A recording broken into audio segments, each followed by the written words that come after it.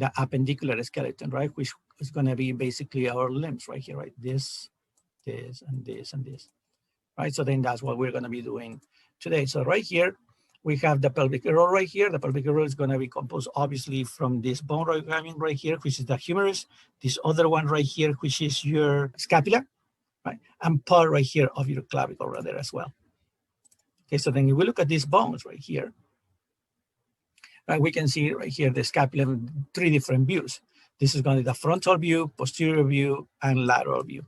The anterior view is this one right here, where you have this large part here. This is on your back, right? If you go above your shoulders, you touch the area right there in your shoulder, you're going to feel that is soft, but then if you keep moving, you're going to see that it's going to be hard.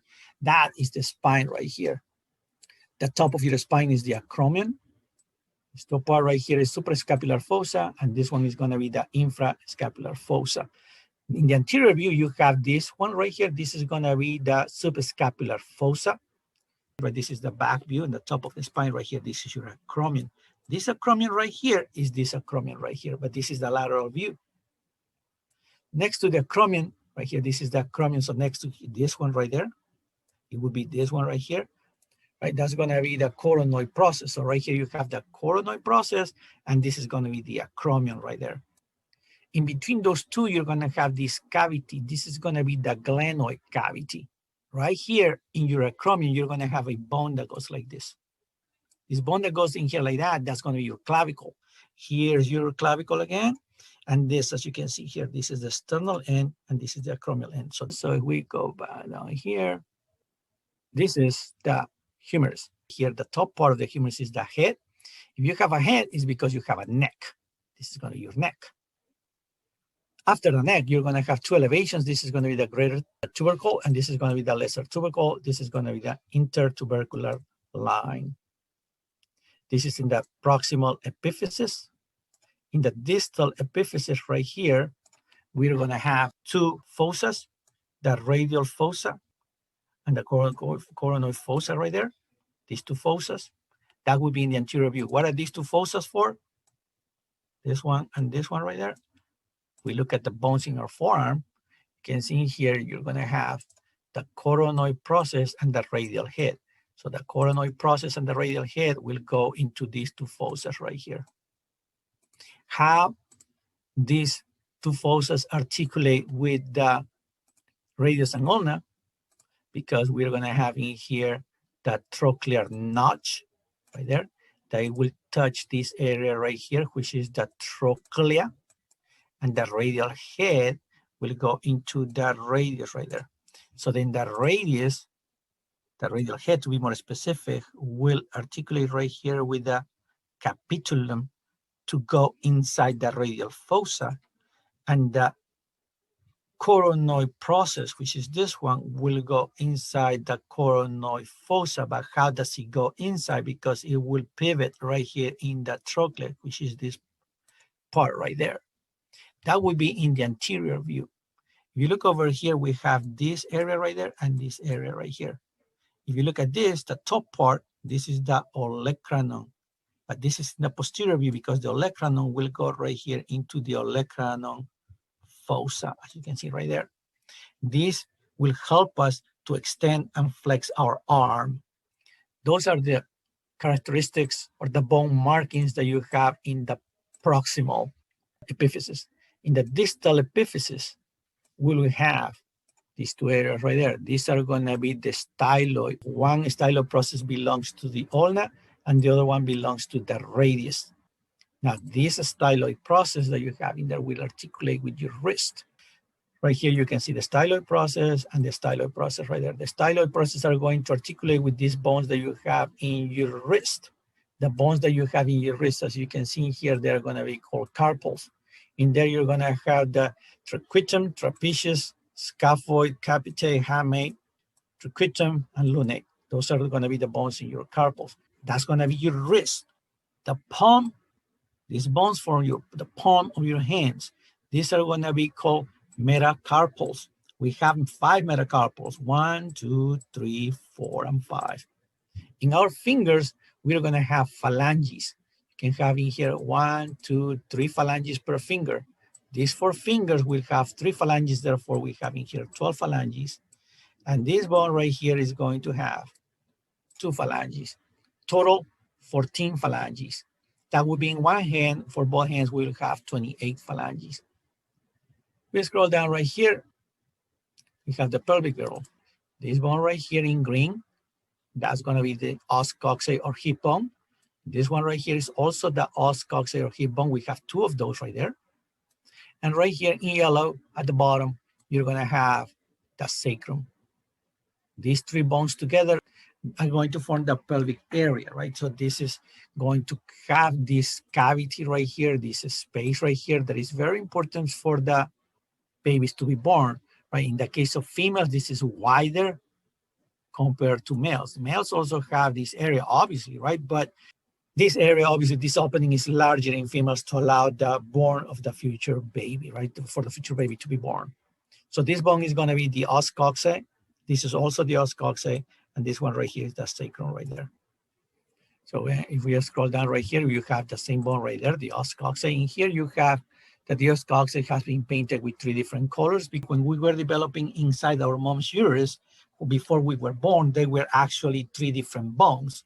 These 3 different bones were this one, the one in orange, this was the ilium, that one in purple, this was the ischium, and the one in orange, that was the pubis. So they merged together and they created this bone, which is going to be called the os coxae or iliac bone. So these 3 bones right here, they fused together in order to form that.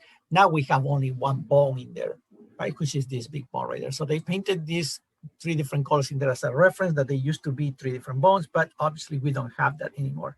Now this big bone right there has different areas, right? We're going to have the acetabulum, the iliac crest, the obturator foramen, the ischial tuberosity, right there. Okay, and these are different markings that we have in there. Similar to what happens in your scapula, you have right here the acetabulum where a bone will come over here and will articulate right here. You're going to have a head, and then from there, you're going to have a neck like that. But this bone right here is going to be the femur. Okay, that bone is going to be the femur. Remember, in your arm, you're going to have humerus, but in your leg, you're going to have the femur. So we scroll down right here. You have what I explained before. This is the os coxae or hip bone. This is the os coxae or hip bone. And right here, you have the sacrum. And you can see what I said. This is obviously narrow in the case of males. In the case of females, this is going to be wider, as you can see like that. Okay, so then right there you have, as I mentioned before, the femur. So this is the head of the femur, and this is the neck of the femur. So the head of the femur will go right here in the acetabulum. This is the acetabulum right there. So the head of the femur will go in there, and then from here, obviously, the leg will go down like that. And so then the acetabulum is this cavity where the bone is going to get in there in order to form that joint, right? Therefore, in that particular case, that joint is going to be formed obviously between the hip bone and the femur. So, and that's top part right there is going to be called head because obviously it's round like that because it needs to articulate with the acetabulum. So you're going to have in here the head, the neck. In the middle of the head, you're going to have in here the fovea capitis, where you're going to have a ligament that will attach basically this bone to the hip bone. Right here behind the neck, you're going to have a greater trochanter, lesser trochanter. In between the 2 trochanters, you're going to have the intertrochanteric line or crest. This is what you have in your proximal, in your proximal epiphysis. In the diaphysis, which is this area right here, you're going to have the linea aspera, right there. In the distal epiphysis, this part right here, you have 2 views, the anterior view and the posterior view. In the anterior view, you're going to have the patellar surface, this right here, because in here you have your patella, what people know as the kneecap, right? It will articulate right here in the anterior view. In the posterior view of your femur, you will have these two areas right here. These are going to be called condyles. They will articulate with the bones that we have in the lower part of our legs. So this condyle right here, this is going to be medial condyle, and this is going to be the lateral condyle. These two condyles are going to articulate with your tibia. So one of the condyles will go here, and the other condyle will go here. So then the femur will be in here, and then from here it will go up like this, and then it will go up like that. Right, so then those two condyles that you have right there will articulate with these two areas right here. These are also going to be condyles, but these are going to be condyles in the tibia. The other ones are going to be condyles in the femur. In the femur, you're going to have in between the two condyles this cavity right there. That is going to be called the intercondylar fossa. What goes in the intercondylar fossa is going to be the intercondylar eminence, which is this one right here. So the intercondylar eminence goes inside the intercondylar fossa, and that's in the posterior view. That one goes right there. So that way we can flex our legs. That is what you have right here in the tibia. Below the intercondylar eminence, you're going to have in here the tibial tuberosity. These will be the characteristics that you have in your tibia in the proximal epiphysis. In the distal epiphysis of your tibia, you're going to have the medial malleolus. Next to the tibia, you have the fibula. That, and this is that as well. This is the posterior view. Right there in the posterior view, you can see here that you have the head. The top of that is going to be the apex. That will be in the proximal epiphysis. Distal epiphysis, you're going to have in here the lateral malleolus. So in the distal epiphysis, you will have lateral malleolus and medial malleolus. This is the lateral malleolus and medial malleolus. And these malleolus are going to be necessary so we can articulate these bones with the bones that we have in our foot. These bones right here are going to be the tarsals, the ones forming most of your foot. That's going to be the metatarsals, and then we will have the phalanges right here. This bone that articulates with the femur, with the tibia and the fibula, this is going to be the talus. This one right here is going to be your calcaneus, right there. Right here, the metatarsals, we have 5, 1, 2, 3, 4, and 5. And the phalanges are going to be similar to what you have in your fingers. We have 3 phalanges for every toe that we have, except for the big toe, right? The big toe will have only 2 phalanges, 1, 2. But then this one will have 3, 1, 2, and 3.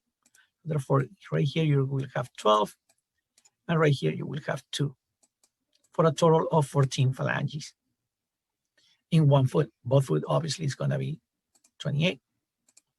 So then we scroll down right here.